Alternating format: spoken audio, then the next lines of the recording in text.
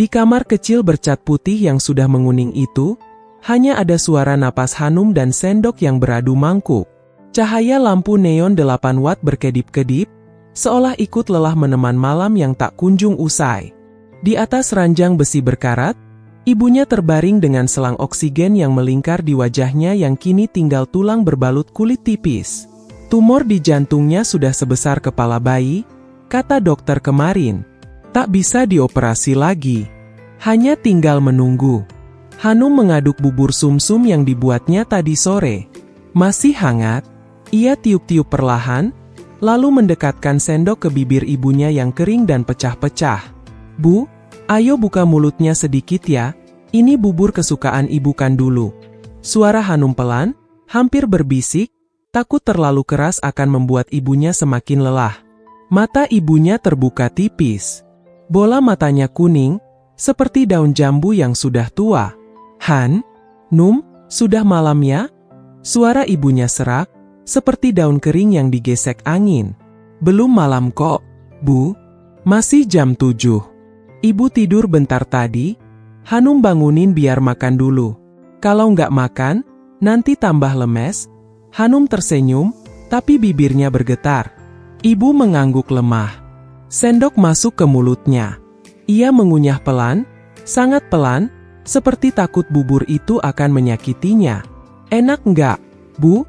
Tanya Hanum sambil menyeka sudut bibir ibunya dengan ujung kain sarung. Ibu mengangguk lagi. Enak. Seperti yang ibu buat-buat kamu waktu kecil. Hanum tertawa kecil, tapi air matanya sudah menggenang. Iya, Bu. Hanum belajar dari ibu kok. Dulu ibu masak buat Hanum setiap pagi sebelum berangkat sekolah. Ingat nggak, waktu Hanum kelas 4, ibu masih jualan kue di depan gang, padahal sudah batuk-batuk. Ingat? Ibu tersenyum tipis, matanya berkaca. Waktu itu ibu takut kamu telat sekolah. Jadi masak sambil batuk di dapur, kamu bilang, Bu, nanti Hanum aja yang masak, ibu istirahat. Umur 10 tahun sudah berani ngomong gitu? Hanum menunduk, sendoknya berhenti di udara. Sekarang giliran Hanum yang masak buat ibu. Tapi kenapa rasanya nggak sama? Bu, kok Hanum nggak bisa bikin ibu sehat lagi? Air mata ibu menetes pelan ke bantal. Hanum, maafin ibu ya. Hanum langsung meletakkan mangkuk, memeluk ibunya pelan agar tak mengganggu selang oksigen. Maafin apa? Bu, ibu nggak salah apa-apa. Ibu salah? Ibu nggak mau sakit? Ibu nggak mau ninggalin kamu sendirian? Ibu tahu kamu belum nikah, belum punya siapa-siapa. Ibu takut kamu kesepian. Hanum menangis di dada ibunya yang tinggal tulang. Hanum nggak sendiri, Bu. Hanum ada ibu. Selama ibu masih napas, Hanum nggak pernah sendiri. Ibu mengangkat tangan kurusnya, mengelus rambut Hanum yang sudah lama tak disisir rapi. Kamu cantik sekali, Num, mirip bapak waktu muda. Dulu bapak bilang, kalau kita punya anak perempuan, pasti cantik seperti kamu. Dan benar, kamu cantik banget, tapi maaf ya, ibu sama bapak cuma bisa kasih kamu rumah kecil ini, cuma bisa kasih kamu sekolah negeri, cuma bisa. Bu, cukup? Hanum menangis terseduh. Buat Hanum, ibu sama bapak sudah kasih segalanya. Ibu ingat nggak? Waktu Hanum lulus SMA, ibu jual gelang emas satu-satunya biar Hanum bisa kuliah. Itu gelang kawin ibu sama bapak. Hanum nggak akan lupa seumur hidup. Ibu mengangguk lemah.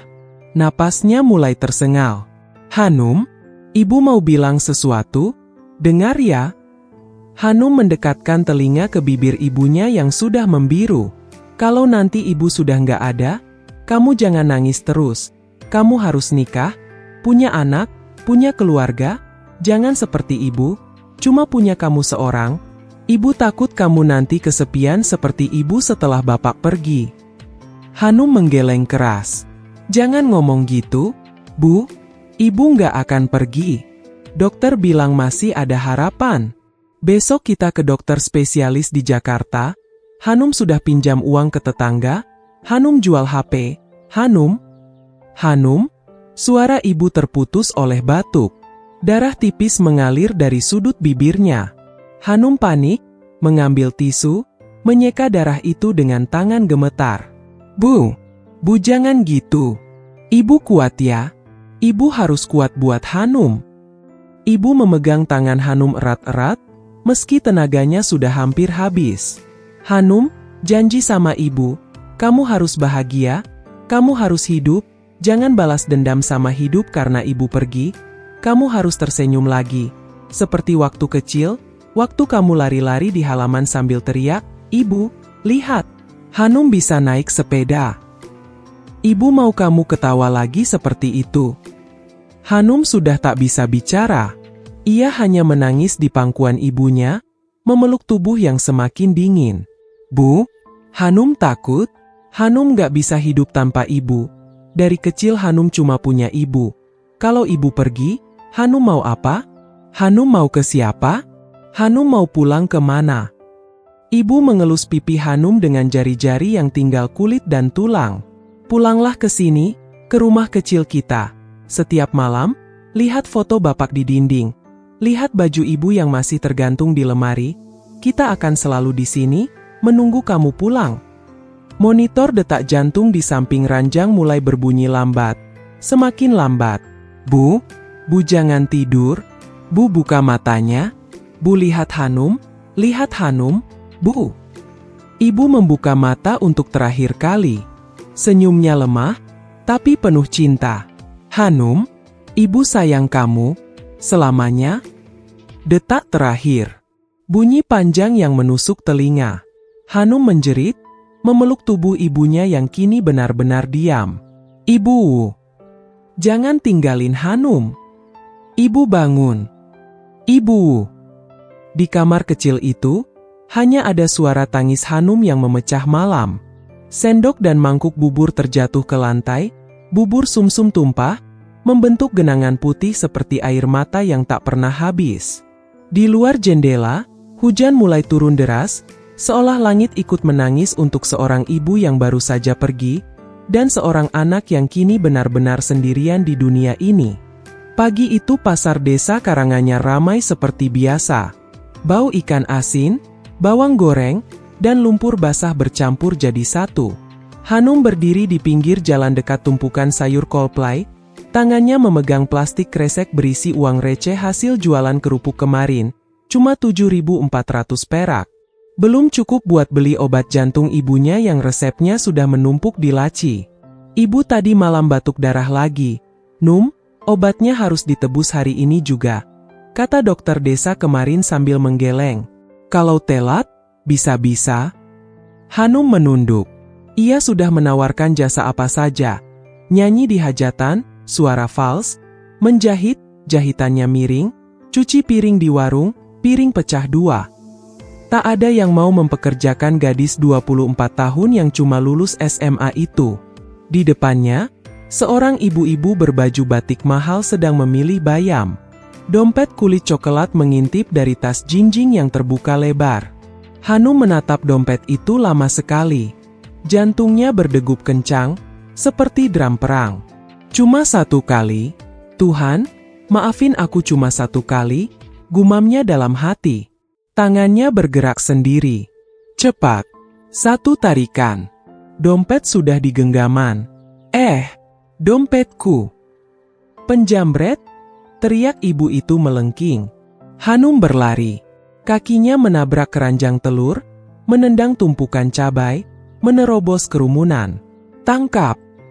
Itu perempuan jambret. Jangan kasih lari. Kaki-kaki puluhan orang mengejar di belakangnya. Hanum tak menoleh. Napasnya memburu. Air matanya sudah mengalir sejak langkah pertama. Buat ibu, buat ibu, buat ibu.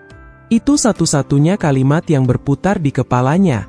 Ia belok ke gang sempit, melompati got, menerobos pagar bambu. Tapi kakinya tersangkut akar beringin tua yang menonjol di trotoar. Tubuhnya terlempar ke depan. Wajahnya menghantam tanah berbatu.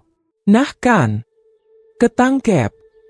Tangan-tangan kasar menyeretnya berdiri. Rambutnya dijambak. Wajahnya ditampar berkali-kali. "Kurang ajar kamu ya. Dompet orang seenaknya diambil. Orang miskin kok maling." Malu. Hanum tak melawan. Ia hanya menangis. Dompet masih digenggam erat di tangirannya. Buat ibu, gumamnya lirih, darah menetes dari hidungnya. Di balai desa, kepala desa, Pak RT, dan puluhan warga sudah menunggu. Hanum didorong sampai terduduk di lantai ubin yang dingin. "Siapa nama kamu?" bentak Pak Kades. "Hanum Suryani." "Pak," suaranya gemetar. "Anak siapa?" Anak Bu Siti, yang sakit tumor jantung itu." "Pak." Warga mulai berbisik-bisik. Ada yang mengenal ibunya. "Ya Tuhan, kok bisa sih Num? Kasihan sih, tapi salah tetap salah." Seorang bapak tua maju, menunjuk-nunjuk wajah Hanum. "Kamu tahu nggak? Dompet itu isinya uang buat bayar sekolah anak orang. 5 juta. Kamu mau anak orang putus sekolah gara-gara kamu?" Hanum menunduk dalam-dalam. Air matanya menetes ke ubin. Maaf, saya nggak tahu. Saya cuma butuh buat obat ibu. Ibu sudah 3 hari nggak bisa minum obat. Dokter bilang kalau nggak ditebus hari ini juga." "Alasan? Semua maling juga bilang gitu," teriak warga lain. Ibu yang jadi korban datang dengan napas tersengal. Wajahnya masih merah karena marah. Tapi saat melihat Hanum yang babak belur, langkahnya terhenti. "Hanum, kamu anaknya Bu Siti ya?" Suaranya pelan sekarang. Hanum mengang 45 guk lemah. "Iya, Bu, maafin Hanum. Hanum nggak tahu harus kemana lagi. Ibu di rumah sudah nggak bisa bangun. Napasnya sesak terus." Hanum takut banget. Ibu itu terdiam. Matanya berkaca-kaca. Ia teringat ibunya Hanum yang dulu pernah menjahitkan kebayanya gratis saat anaknya sakit. Ya Allah, ibu itu menutup mulutnya. Air matanya menetes. Tapi warga lain tetap keras. "Nggak bisa dimaafin begitu saja, Bu. Harus ada hukuman. Kalau dibiarkan, nanti semua orang miskin pada nyolong." Akhirnya polisi datang. 2 orang berseragam coklat menarik Hanum berdiri. "Hayo, ikut kami ke kantor. Harus ada proses." Hanum tak melawan. Ia hanya menunduk, tangannya diborgol dingin. Di mobil jeep, ia duduk di belakang. Di luar, warga masih berteriak-teriak. Tapi ada satu suara yang membuat dadanya seperti ditusuk belati. "Hanum, Hanum." Itu suara Bu RT yang lari kecil di samping mobil. "Hanum, ibu kamu tadi pingsan di rumah. Tetangga lagi bawa ke puskesmas. Kamu harus ke sana sekarang." Hanum langsung menjerit, Bu RT, tolong bilang ibu Hanum ke sini. Hanum mau ketemu ibu. Tolong." Mobil tetap jalan. Hanum memukul-mukul jendela mobil dengan kepala karena tangannya terborgol. "Ibu. Hanum di sini, Bu. Ibu tunggu Hanum. Ibu jangan pergi duluan. Ibu." Air matanya bercampur darah yang masih menetes dari hidungnya. Ia meronta sampai polisi di depan terpaksa menghentikan mobil. "Sudah, Nak, tenang. Nanti juga kamu bisa ketemu ibumu," kata polisi yang lebih tua, suaranya mulai lemah. "Tolong Pak. Tolong antar saya ke puskesmas dulu. Saya mohon, saya janji nggak akan lari, saya janji akan tanggung jawab, tapi tolong." Ibu saya mungkin sudah." Polisi itu saling pandang. Akhirnya mobil dibelokkan ke arah puskesmas. Sampai di sana, Hanum diturunkan dengan borgol masih melingkar. Ia berlari tertatih ke dalam. Di ruang IGD, ibunya terbaring di brankar. Selang oksigen lagi-lagi terpasang. Wajahnya sudah kebiruan. "Ibu," Hanum menangis terseduh, jatuh berlutut di samping brankar. Mata ibunya terbuka tipis. Melihat anaknya yang babak belur, berdarah, tangan diborgol, air matanya langsung mengalir. "Hanum, Anak ibu, kenapa kamu, kok gini? Ibu, maaf, Hanum cuma mau beli obat buat ibu. Hanum gak tahu harus cari uang kemana lagi. Maaf ibu, maaf. Ibu mengangkat tangan lemahnya, mengelus pipi Hanum yang penuh luka. Hanum, ibu bangga kamu anak ibu. Tapi ibu lebih bangga kalau kamu gak nyolong. Ibu gak mau mati dengan anak maling. Hanum menjerit, kepalanya jatuh di dada ibunya. Ibu jangan pergi. Ibu janji sama Hanum dulu. Ibu gak akan ninggalin Hanum sendirian. Ibu tersenyum tipis. Napasnya semakin pendek. Hanum, lepaskan borgolnya. Peluk ibu yang terakhir kali. Polisi di belakang terdiam. Akhirnya salah satu dari mereka membuka borgol Hanum. Hanum langsung memeluk ibunya erat-erat. Ibu jangan pergi. Hanum janji gak akan nakal lagi. Hanum janji akan kerja keras. Ibu tunggu Hanum ya. Ibu mengelus punggung Hanum, semakin lemah. Hanum, ibu sayang kamu. Selamanya, jangan lupa, ibu selalu di sini. Tangannya menunjuk dada Hanum. Detak jantung ibu berhenti. Monitor berbunyi panjang. Hanum menjerit sampai suaranya habis. Di luar, hujan kembali turun. Seperti langit ikut menangis untuk seorang anak yang kini benar-benar kehilangan segalanya. Ibunya, kebebasannya, dan harga dirinya, dalam satu hari yang sama. Malam di sel tahanan wanita Polres Karanganyar dingin sekali. Lampu neon mati nyala, bunyinya seperti orang menahan napas. Hanum meringkuk di sudut sel, lututnya ditarik ke dada. Seragam tahanan oranye kebesaran membuat tubuhnya yang kurus tampak semakin kecil. Di luar, angin malam menusuk lewat celah jendela yang berjeruji besi tebal. Ibu, sendirian di rumah, gelap, dingin, gumam Hanum berulang-ulang, suaranya pecah. Air matanya tak pernah kering sejak sore tadi, saat petugas memberitahu bahwa ibunya meninggal dunia pukul 19.14. Besok pagi jam 7 akan dimakamkan, kata polwan itu datar, seolah hanya menyampaikan cuaca. Hanum menjerit sampai tenggorokannya terbakar. Ibu, Hanum gak bisa nemenin ibu, Hanum gak bisa antar ibu ke liang lahat, maafin Hanum, Bu. Ia merangkak ke pintu sel, tangannya memegang jeruji besi dingin. Bu, Hanum di sini. Hanum anak ibu. Ibu dengar Hanum nggak? Ibu jangan takut sendirian. Hanum janji bakal pulang. Hanum janji.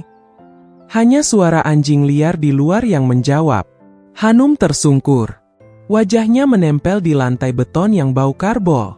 Ia menangis sampai sesak. Sampai dada seperti diremas-remas.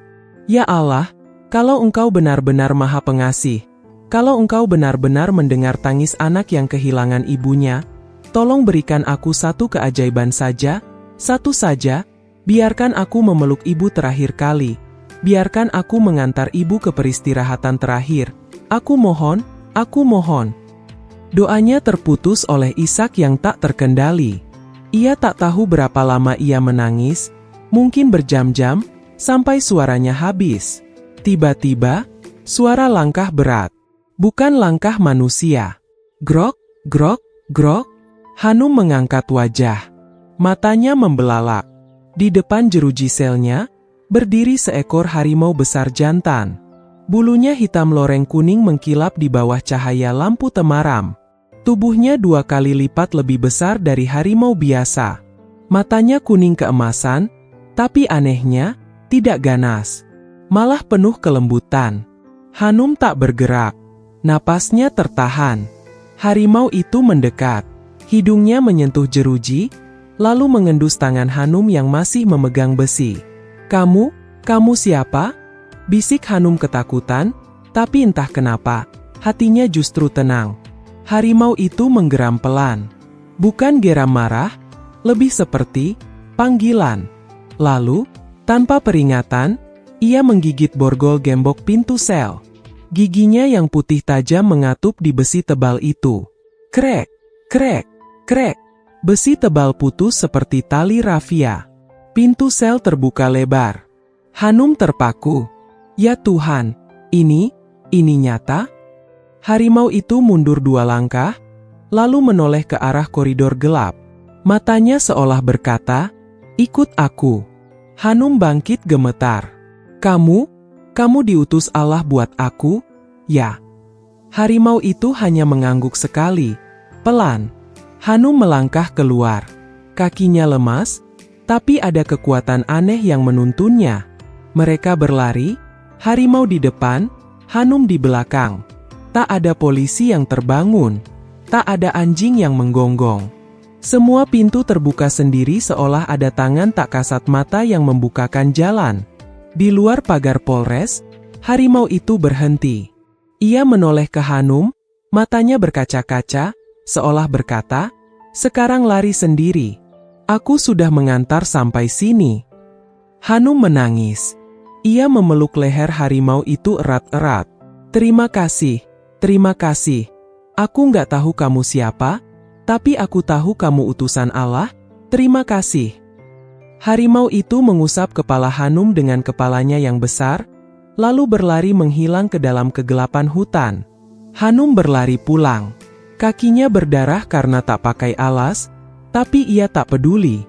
Jalan tanah, sawah, jembatan kayu, semua ia lewati sambil menangis memanggil-manggil ibunya. Sampai di depan rumah kecil bercat hijau pudar itu, fajar baru menyingsing. Pintu terbuka. Tetangga-tetangga sudah bersiap mengangkat keranda. Hanum menjerit, "Ibu!" Ia menerobos masuk. Di tengah ruang tamu, jasad ibunya sudah terbungkus kain kafan putih. Wajahnya tenang, seperti sedang tidur. Hanum jatuh di samping jenazah. Ibu, Hanum pulang? Hanum sudah pulang? Bu, buka matanya, lihat Hanum. Hanum sudah di sini?" Ia memeluk tubuh yang sudah dingin itu. "Maafin Hanum, Bu, maafin Hanum telat. Hanum dikurung. Hanum gak bisa nemenin ibu. Tapi Allah kasih keajaiban. Allah kasih harimau besar. Dia gigit besi selnya.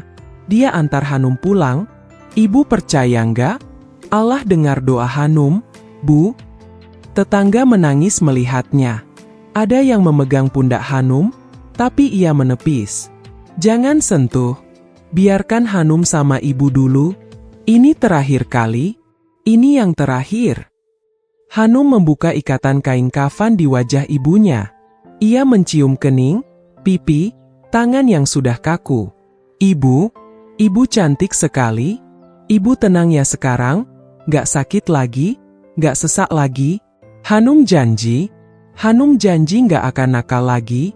Hanum akan jadi anak solehah. Hanum akan jaga nama baik ibu. Ibu tunggu Hanum di surga ya. Janji ya, Bu, janji ketemu lagi. Ia menangis sampai tubuhnya kejang-kejang. "Ibu, Hanum sayang ibu. Lebih dari apapun di dunia ini, ibu jangan lupa Hanum. Setiap malam ibu datang dalam mimpi Hanum ya. Ibu peluk Hanum lagi seperti dulu." Saat jenazah diangkat ke keranda, Hanum berjalan di sampingnya, tangannya tak pernah lepas dari kain kafan.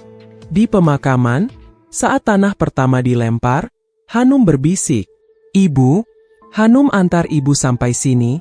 Sekarang ibu istirahat ya. Hanum akan hidup. Hanum akan jadi orang baik. Demi ibu." Ia tersungkur di atas pusara yang masih merah. Hujan gerimis mulai turun lagi. Di kejauhan, di balik pepohonan, sesosok harimau besar berdiri diam, menatap pemakaman itu dengan mata berkaca-kaca. Lalu ia mengaum pelan, satu kali saja, seolah mengucapkan selamat tinggal, dan menghilang. Hanum tak tahu itu. Ia hanya tahu, malam ini ia kehilangan ibunya untuk selama-lamanya. Tapi ia juga tahu, Allah mendengar tangisnya. Dan untuk satu malam saja, Allah mengirimkan harimaunya, agar seorang anak tak harus mengubur ibunya dari balik jeruji besi. Hanum berlari tanpa tujuan. Kakinya berdarah, sandal jepitnya sudah hilang entah sejak kapan. Seragam tahanan oranye itu robek-robek, menempel lengket di kulitnya karena keringat dan hujan gerimis yang tak pernah berhenti sejak pagi. Di belakangnya, suara anjing polisi menggonggong jauh, teriakan, "Stop!" Hanum Suryani terdengar samar-samar di antara deru angin. Ia baru saja selesai mengubur ibunya. Baru saja menaburkan bunga di atas pusara yang masih bau tanah basah. Baru saja berbisik, "Ibu tunggu Hanum pulang ya." Lalu sirene polisi menggema. Mereka datang menjemputnya kembali. Hanum tak sanggup lagi kembali ke jeruji. Ia memilih lari. Masuk ke hutan larangan di belakang desa, hutan yang dari kecil dilarang ibunya masuki karena katanya, banyak macan. Sekarang ia justru berharap macan itu benar-benar ada. Biar mengakhiri segalanya. "Bu," Hanum capek. Isaknya di antara pohon-pohon jati tua. Hanum gak tahu lagi mau lari kemana. Hanum gak punya siapa-siapa lagi. Ia jatuh tersungkur di akar beringin besar. Tubuhnya gemetar. Hujan semakin deras. Langit seperti ikut menangisi anak yang sudah tak punya rumah untuk pulang. Tiba-tiba, daun-daun di depannya bergoyang. Langkah berat, pelan, teratur. Hanum mengangkat wajah. Di antara kabut dan air hujan, sosok itu muncul lagi. Harimau besar jantan yang sama. Bulu lorengnya basah, tapi mata itu masih sama. Lembut, penuh pengertian. Hanum tak takut lagi. Ia malah tersenyum lemah. Kamu datang lagi." Harimau itu mendekat perlahan, lalu duduk tepat di depan Hanum. Ekornya melingkar rapi. Lalu, sesuatu yang tak pernah Hanum bayangkan terjadi. Harimau itu berbicara. Suara dalam, berat, tapi penuh kehangatan. "Hanum, anak yang ditangisi ibumu 3 hari 3 malam." Hanum tersentak. Air matanya kembali mengalir. Kamu bisa bicara?" "Aku bukan harimau biasa," jawabnya tenang. "Aku adalah penjaga gerbang antara dunia yang kau tinggalkan dan dunia yang kau tuju. 3 malam lalu, Allah mengizinkanku membantumu. Sekarang, aku datang lagi karena ibumu masih menangis di alam barzah." Hanum menangis terseduh. Ibu menangis? Dia takut kau ikuti jalannya terlalu cepat. Dia takut kau menyerah. Dia memohon satu kesempatan lagi untuk bertemu denganmu, walau hanya dalam bentuk lain. Hanum memeluk lututnya. Tapi Hanum gak tahu lagi harus kemana. Polisi nyari Hanum. Hanum maling. Hanum anak durhaka.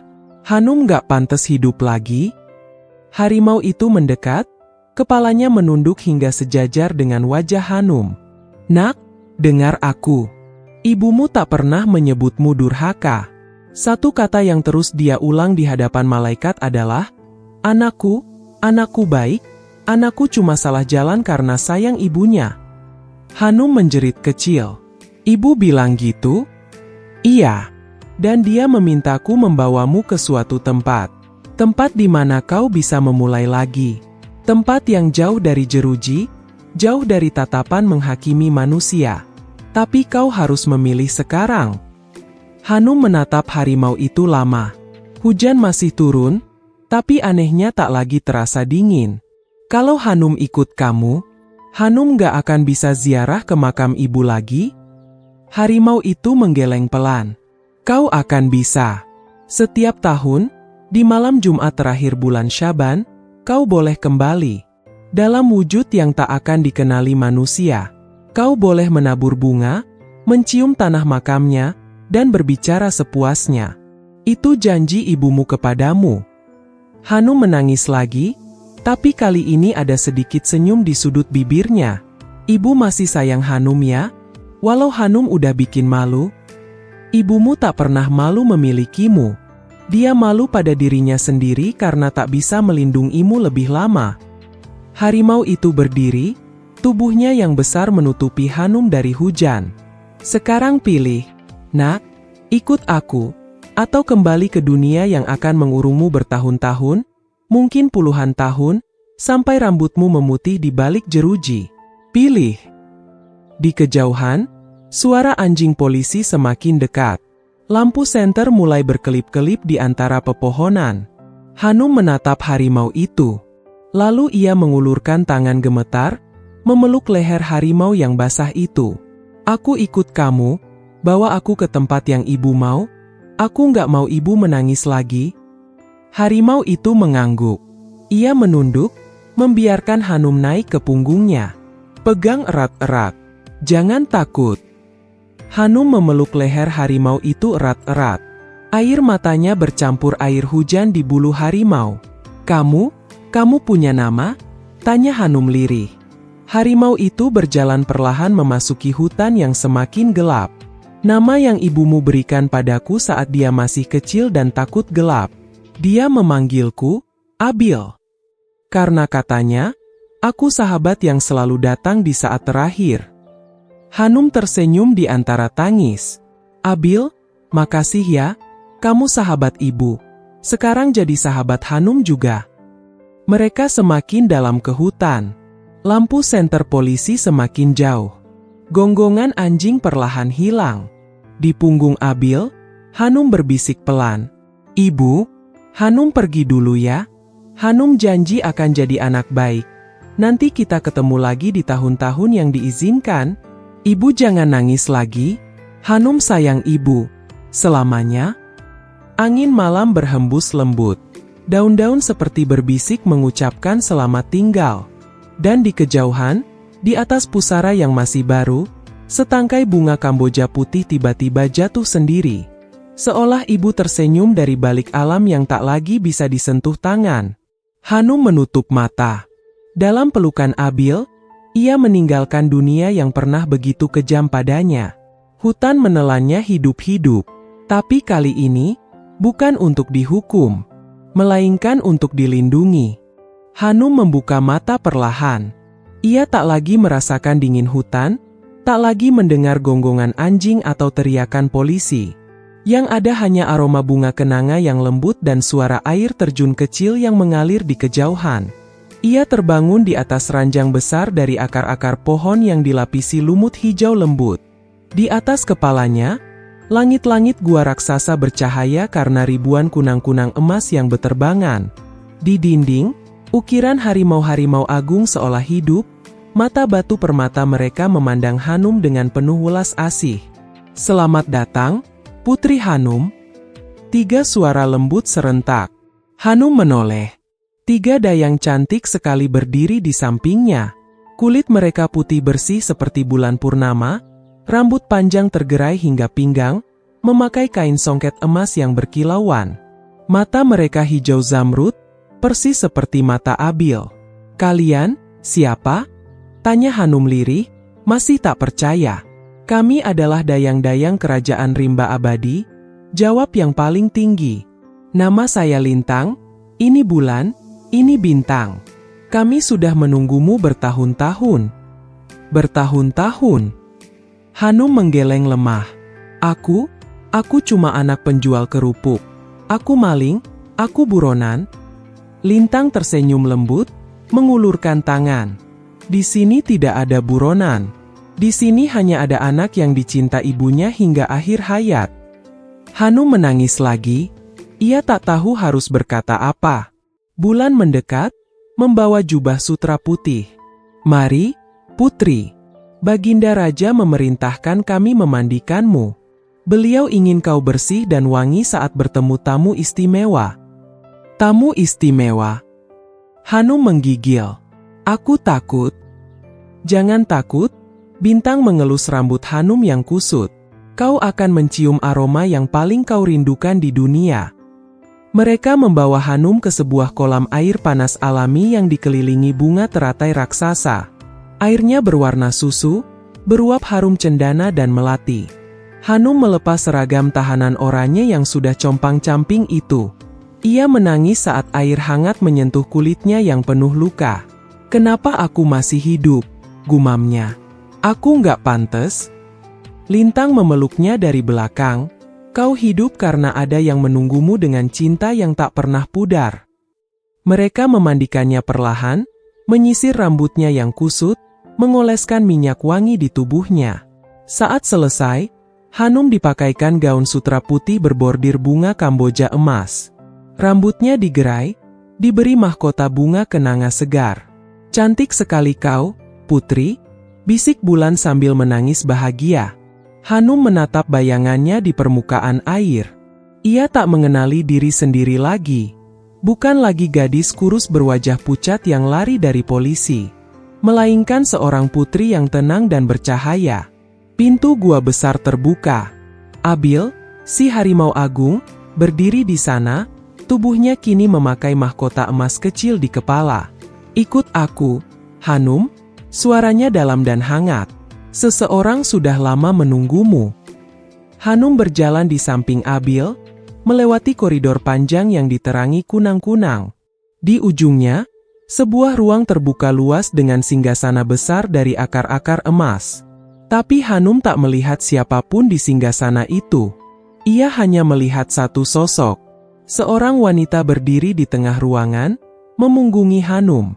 Memakai kebaya putih sederhana seperti yang biasa dipakai ibunya saat lebaran. Rambutnya hitam tergerai, persis seperti yang Hanum sisir setiap malam. Hanum terhenti. Napasnya tercekat. "Bu?" Suaranya pecah. Wanita itu berbalik perlahan. Wajah ibunya. Senyum ibunya. Mata ibunya yang selalu penuh cinta. "Ibu!" Hanum menjerit, berlari sekuat tenaga, terjatuh, merangkak, lalu memeluk pinggang ibunya erat-erat. "Ibu? Ibu beneran? Ibu hidup? Ibu di sini? Ibu nggak ninggalin Hanum?" Ibu memeluknya balas, air mata mereka bercampur. "Hanum anak ibu, maaf ya ibu pergi duluan, maaf ibu ninggalin kamu sendirian. Ibu takut kamu ikut ibu terlalu cepat." Hanum menangis di dada ibunya, mencium tangan ibunya berulang-ulang. "Hanum kangen? Hanum kangen banget, Bu." Setiap malam Hanum nangis di sel. Hanum pikir Hanum gak akan bisa peluk ibu lagi. Ibu mengelus rambut Hanum, suaranya lembut seperti dulu saat mendongeng. "Nak, ibu minta sama Allah, kalau Hanum masih punya banyak kebaikan yang belum selesai di dunia, tolong jangan ambil dia dulu. Biarkan dia hidup, walau harus di alam lain. Dan Allah mengabulkan. Ibu boleh menjemputmu ke sini, ke kerajaan rimba abadi, tempat semua ibu yang merindukan anaknya dikumpulkan." Hanum menatap ibunya tak percaya. "Jadi, kita bisa bersama lagi, selamanya?" Ibu tersenyum, mengangguk. "Selamanya, Nak. Di sini nggak ada sakit, nggak ada polisi, nggak ada orang yang menghakimi. Cuma ada kita berdua, dan cinta yang nggak pernah habis." Hanum memeluk ibunya lagi, kali ini tanpa tangis sedih, tapi tangis bahagia yang sudah lama terkubur. "Ibu, Hanum janji, Hanum akan jadi anak yang baik di sini. Hanum akan bantu ibu nyanyi lagu Nina Bobo buat anak-anak harimau kecil. Hanum akan tanam bunga Kamboja di halaman. Kita buat rumah kecil seperti dulu ya, Bu, cuma kita berdua." Ibu tertawa, suara yang sudah bertahun-tahun tak Hanum dengar. "Iya, Nak, kita buat rumah kecil. Kita tanam sayur kolplay di belakang, kita masak bubur sumsum tiap pagi, seperti dulu." Abil mendekat, menunduk hormat. "Selamat datang di rumah baru kalian, Putri Hanum dan Bu Siti." Hanum dan ibunya memeluk Abil bergantian. "Terima kasih, Abil," bisik Hanum. "Kamu sahabat terbaik yang pernah ibu dan Hanum punya." Malam itu, untuk pertama kalinya setelah sekian lama, Hanum tidur nyenyak di pelukan ibunya. Di luar gua, kunang-kunang menari-nari membentuk kata. "Selamat tinggal dunia yang pernah menyakitimu. Selamat datang di pelukan ibumu yang abadi." Dan di kerajaan rimba abadi, seorang anak akhirnya pulang. Bukan ke rumah kecil bercat hijau pudar, tapi ke dada ibunya yang hangat, yang tak akan pernah lagi dingin selama-lamanya.